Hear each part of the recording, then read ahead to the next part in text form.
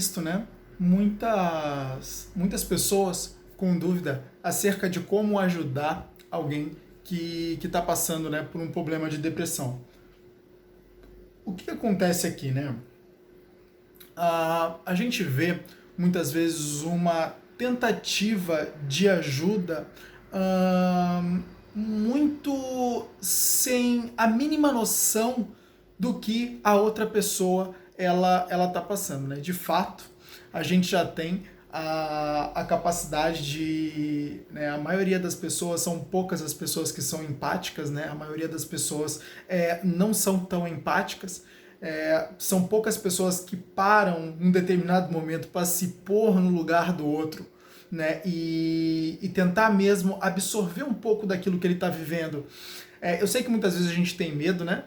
De meio que como se a depressão fosse algo que contaminasse.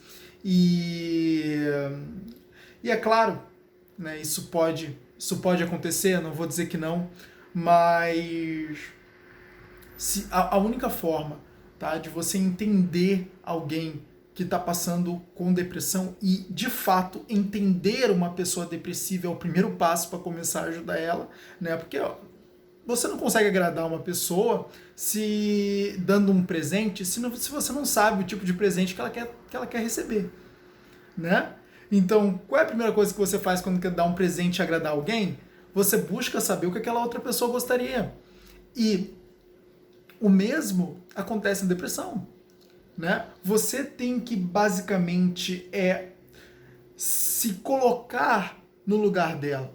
E a partir do momento que você se coloca no lugar dela e que você busca a entender exatamente o que ela está passando e como você pode intervir positivamente nisso para de fato ajudar, é aí que você tem um progresso nisso. E isso é a empatia. Então a primeira coisa que a gente tem que ter é empatia. E a segunda coisa que a gente tem que entender é que uma pessoa que está depressiva, ela tá meio que produzindo aquele determinado estado de forma inconsciente. Então, isso quer dizer que não vai adiantar você dizer para ela que depressão é falta de Deus. Não vai adiantar você dizer para ela, vamos, reage, anda, levanta. Não vai adiantar. Não vai adiantar. Porque aquilo não é consciente. Aquilo está acontecendo inconscientemente. Porque quando você estuda a mente, quando você entende o funcionamento da mente, você percebe que a produção de pensamentos ela é inconsciente, né? Vamos pegar, por exemplo, a teoria cognitiva comportamental TCC. A teoria cognitiva comportamental, ela basicamente chama determinados pensamentos de pensamentos automáticos. E aí, vamos lá. Por que será que a teoria cognitiva comportamental atribui determinados pensamentos, inclusive a maioria dos pensamentos que nós temos no dia a dia, como pensamentos automáticos? Se a produção de um pensamento é automático e não foi feita por você, por quem foi? Se não é o eu que está produzindo pensamentos, quem é? Essas perguntas, elas nos remetem à ótica de que a produção das cadeias de pensamentos ela é inconsciente. Por quê? Porque não teria uma possibilidade de um pensamento ser produzido se antes não houvesse uma leitura na sua memória. Todo pensamento, ele nasce, isso é importante, tá, gente? Todo pensamento, ele nasce numa interação que existe entre a memória do indivíduo e o meio, ou seja, o estímulo. A partir do momento que o estímulo é recebido, existe uma leitura na sua memória, porque você tem que reconhecer determinados traços daquele estímulo para que você possa começar um processo de interpretação daquele estímulo e, de uma certa forma, esse estímulo ele ser registrado na sua memória para que futuramente novos estímulos possam ser interpretados. Então isso quer dizer que existe uma relação entre a nossa memória e o estímulo. E a partir do momento que existe uma relação entre nossa memória e o estímulo, o que está entre isso é o pensamento. Por quê? A partir do momento que a nossa memória ela for lida, vai ser produzidos pensamentos que vão derivar dessa leitura. Essa é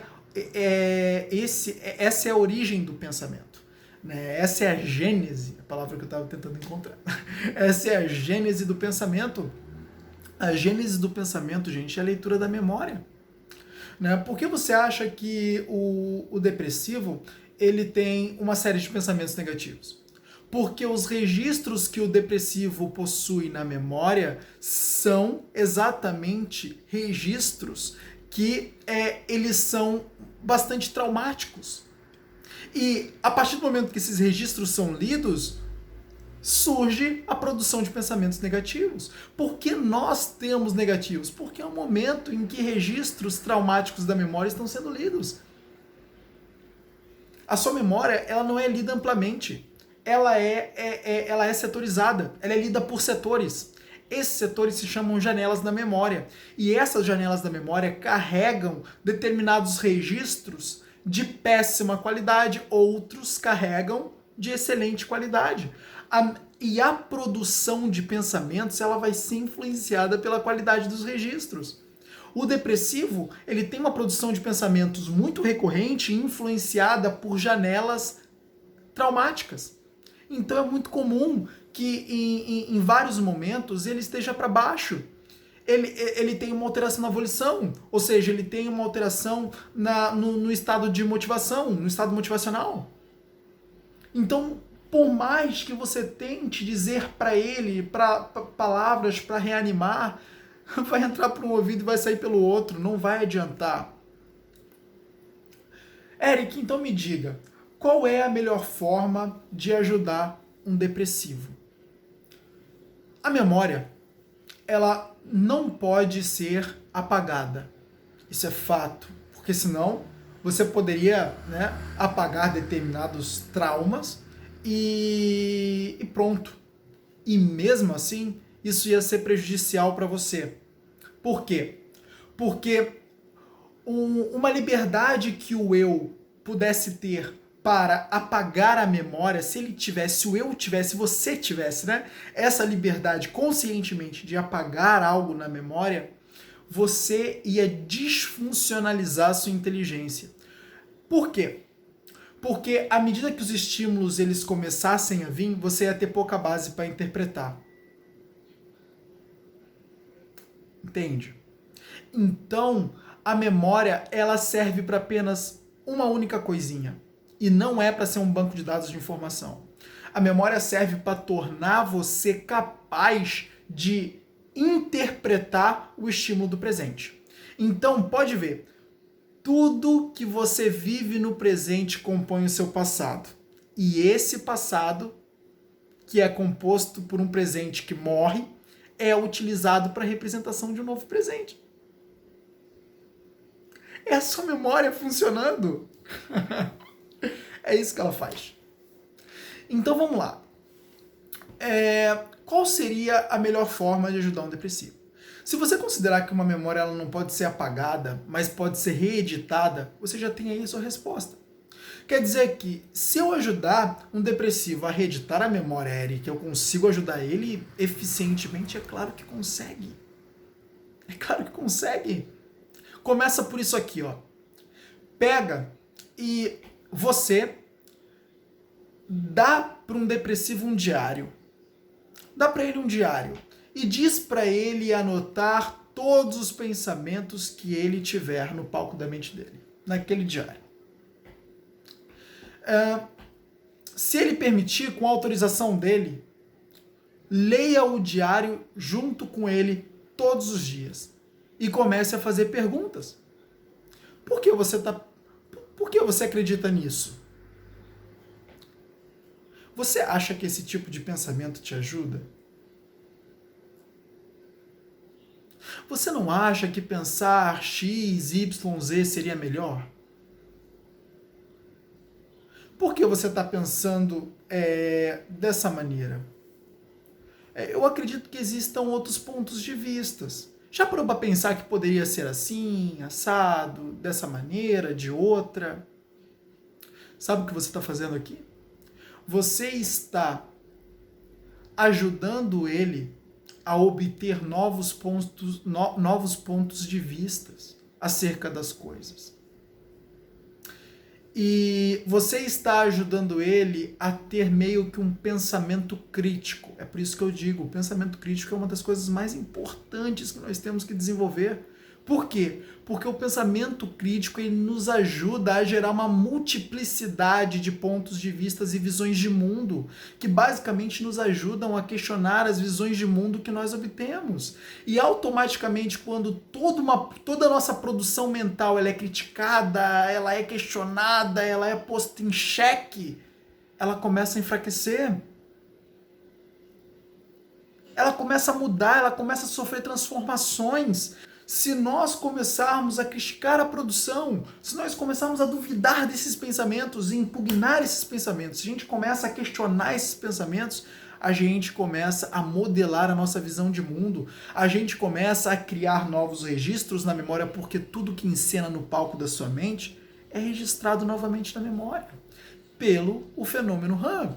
O fenômeno RAM é o registro automático da memória. É ele que começa a fazer, ele é, simplificando para você, ele é um biógrafo interno.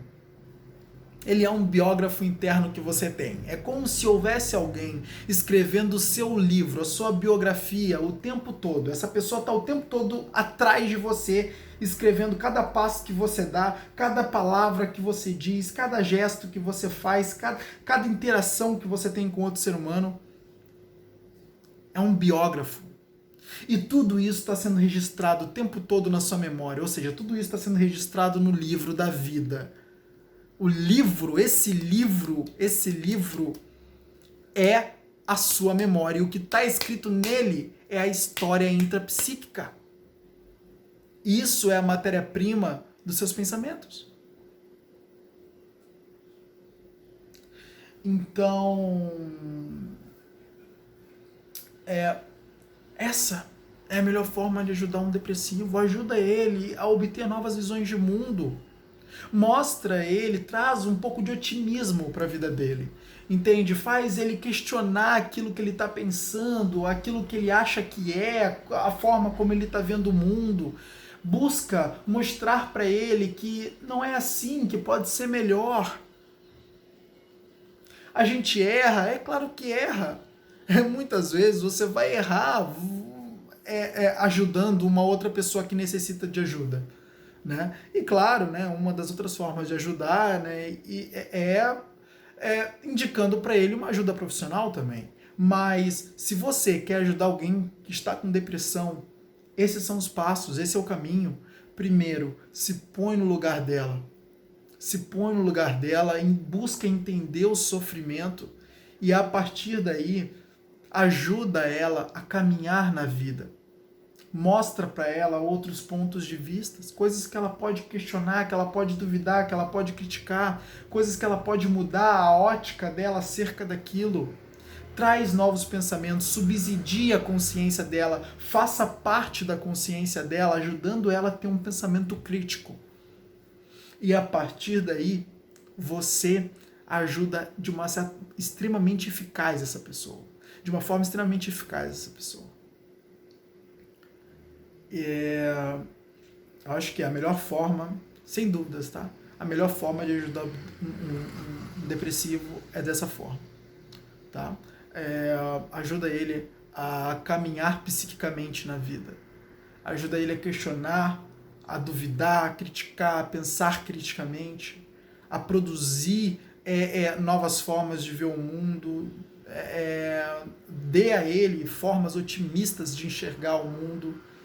E você vai ver que à medida que ele for criticando, que ele for impugnando, que ele for combatendo esses pensamentos de frente, ele já vai tendo melhoras significativas nas próprias emoções, na alteração motivacional, quer dizer, na energia motivacional, na própria volição. Porque quando você tem transformações da energia emocional, você tem alterações na volição. A volição é a capacidade que um ser humano ele tem de agir, né? De praticar ações que ele necessita praticar, né?